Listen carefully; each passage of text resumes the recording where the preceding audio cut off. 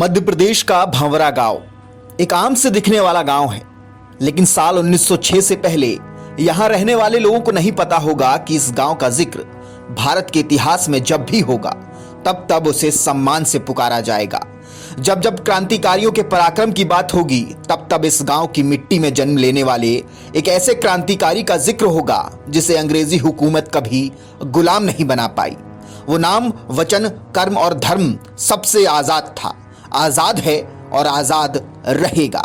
23 जुलाई 1906 को भावरा गांव में रहने वाले तिवारी परिवार में एक बालक का जन्म हुआ। नाम मिला चंद्रशेखर तिवारी।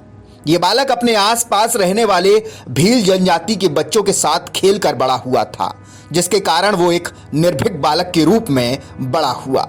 14 साल के थे तो पिताजी ने वाराणसी भेज दिया संस्कृत विद्यापीठ में पढ़ाई करने के लिए। इसी दौरान वो महात्मा गांधी और कांग्रेस से बहुत प्रभावित हुए। एक आंदोलन में अंग्रेजों द्वारा उन्हें पकड़ लिया गया और जज के सामने प्रस्तुत किया गया। जज ने पूछा, नाम क्या है तुम्हारा? चंद्रशेखर ने अकड़ के जवाब दिया, आजाद। जज ने पूछा, पिता का नाम क्या है? फिर जवाब आया, स्वतंत्रता। जज तिलमिला गया, झल्ला के पूछा, कहाँ रहते हो, पता क्या है? उन्होंने जज की तिलमिलाहट में घी डालते हुए कहा, जेल मेरा घर है। इतना सुनते ही जज ने उन्हें 15 कोड़े मारने का हुक्म दिया। हर कोड़े के साथ वो अपनी बुलंद आवाज में आजादी का नारा लगाते रहे और इस घटना के बाद वो चंद्रशेखर तिवारी से बने चंद्रशेखर आजाद। लेकिन जब सन 1922 में चौरी चौरा की घटना के बाद गांधी जी ने अपना आंदोलन वापस ले लिया तो आजाद का कांग्रेस से मोह भंग हो गया। वो समझ गए कि गोरे लातों के भूत हैं, बातों से नहीं मानेंगे। इसके बाद वो पंडित राम प्रसाद बिस्मिल और सचिंद्र नाथ सन्याल, योगेश चंद्र चटर्जी द्वारा 1924 में गठित हिंदुस्तान रिपब्लिकन एसोसिएशन से जुड़ गए। इस एसोसिएशन के साथ जुड़ने के बाद चंद्रशेखर ने राम प्रसाद बिस्मिल के नेतृत्व में काकोरी कांड, जो कि 1925 में हुआ था, पहली बार उसमें सक्रिय भूमिका निभाई। उन्होंने अंग्रेजों के खजाने को लूटकर संगठन की क्रांतिकारी गतिविधियों के लिए धन जुटाया और भी लोगों को इस धन से मदद दी। चंद्रशेखर आजाद का मानना था कि यह धन भारतीयों का है जिसे अंग्रेजों ने लूटा था, बस उन्होंने उसे वापस ले लिया है। इसके बाद चंद्रशेखर ने 1928 में लाहौर में British police officer SP Sanders को गोली मारकर लाला लाजपत राय की मौत का बदला लिया और जगह जगह पर्चे भी लगवा दिए कि उन्होंने लाला लाजपत राय की हत्या का बदला ले लिया है। इसके बाद उनके संगठन से बहुत सारे क्रांतिकारी युवा जुड़े, लेकिन अंग्रेज अब इस बात से बौखला गए थे। वो अब इन क्रांतिकारियों के पीछे पड़ गए। जगह जगह दबिश दी जाने लगी, कई क्रांतिकारी पकड़े भी गए, लेकिन अंग्रेज आजाद की परछाई तक को छू नहीं पाए।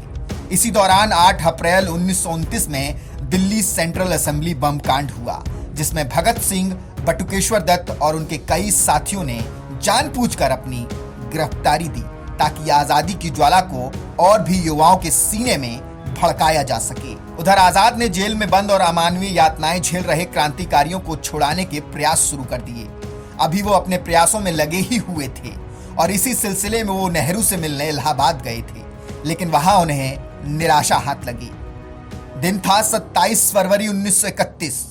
अंग्रेजों को खुफिया जानकारी मिली कि आजाद इस वक्त इलाहाबाद के अल्फ्रेड पार्क में हैं।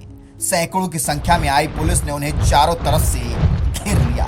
आजाद ने देखा कि वो घिर चुके हैं तो वो वहां से भागे नहीं, उन्होंने पुलिस वालों पर फायर खोल दिया। पुलिस और आजाद के बीच लगभग 20 मिनट तक गोलीबारी हुई।